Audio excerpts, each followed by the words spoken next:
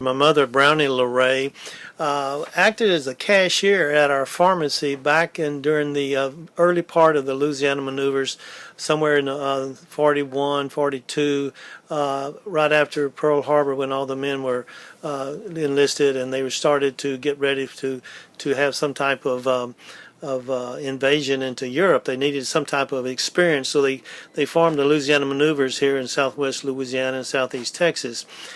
It was probably on a Sunday afternoon because some of the men were not in their positions or posts doing the maneuvers, so to speak. They were off, and they were looking for some type of entertainment, something to do. Wasn't very much to do in DeRitter back in those days. We had a corner drugstore downtown. My grandfather opened it up in 1903. We had the soda fountain. And there were 3 drugstores downtown, and only 2 had soda fountains. So it was very limited as to the space, and there were so many men that they actually had to let them in and let them out by turns.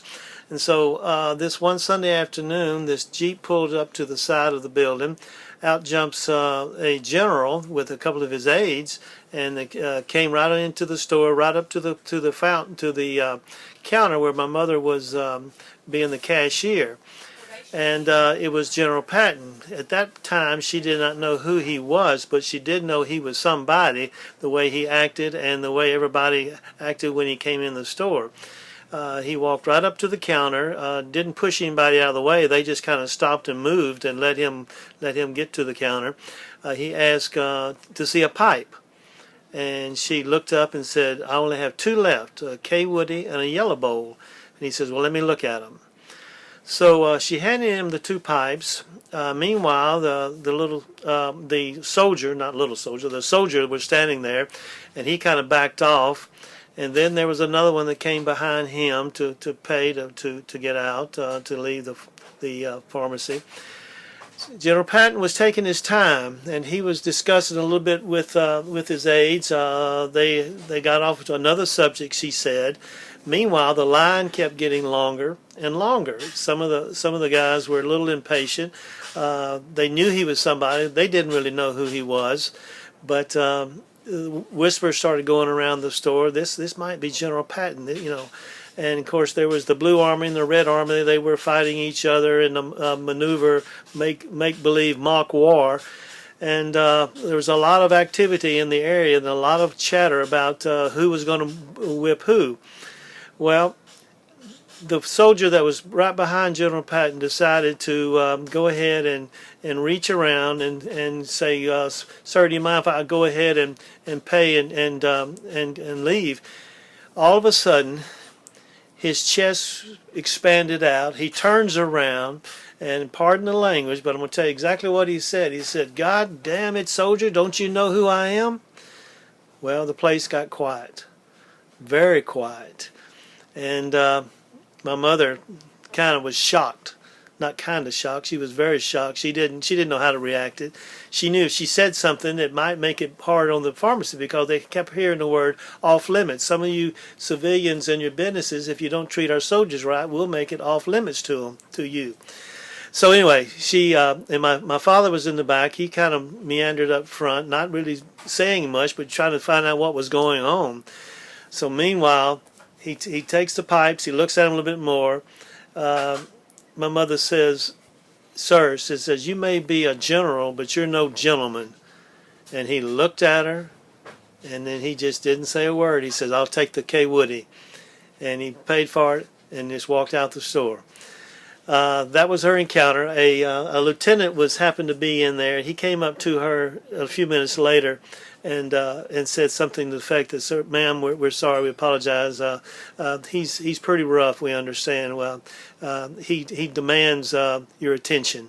And she says, "Well, I didn't know what to say, but I've never been treated that way before." And of course, a little Southern lady who was prime and proper, so to speak, back in those days, was kind of shocked at all of it. But she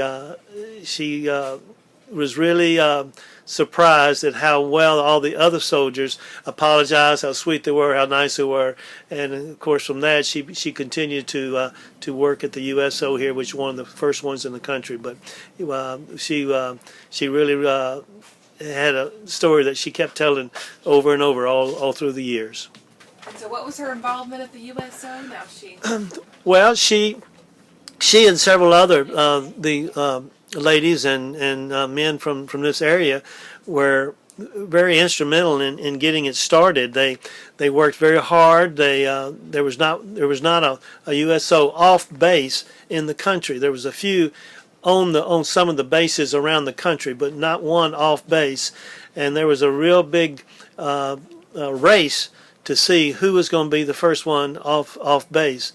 And everybody pitched in at the very last minute with the furniture and doing the construction of the last minute items, and the one here in DeRidder was the first one off base, and she continued to work and help there for the next 4 or 5 years. And your mother passed away what year? 1991. Mm-hmm. Yeah. But can you think of anything else? Well, we had other than the USO, I know when I was only about 3 or 4 years old then. I was born in 1939, and we had the Army, some personnel stay at our house. We rented a room, or I guess they rented a room. We had a couple of extra rooms that we made into bedrooms because the housing was very short around here. There was actually no housing, and everybody pitched in and took in a family of like a soldier and his wife, or a soldier and his wife and children that were stationed at Fort Polk, because they knew they were only going to be here a short period of time until they shipped out. So we had military personnel all around my house. And then after that, another little part of my mother's history, they built an air base here in DeRidder to support Fort Polk. At that time it was called Camp Polk, but they built an air base here. But they had no commissary. They really didn't have much of a way to feed a lot of the men. They did bring in some of the bigger meal apparatus, but they didn't really have home cooking type thing. And she was a master at doing great fresh sandwiches. So one thing led to another, that she started a sandwich business at the air base here in DeRidder, and was very successful at it. The Wholesome truck came to our house first every morning at 5 in the morning and delivered as much fresh bread as she needed, because she knew the fresh bread was the key to a great sandwich. So she and some of the ladies that lived at our house and some of the other Army personnel would come and help do sandwiches. So she did hundreds of sandwiches every day, and got a real nice little business going there for a couple of years. But she was very active, very good go-getter, and the word can't was not in her vocabulary. I can do anything if I put my mind to it, and she was a real wonderful person.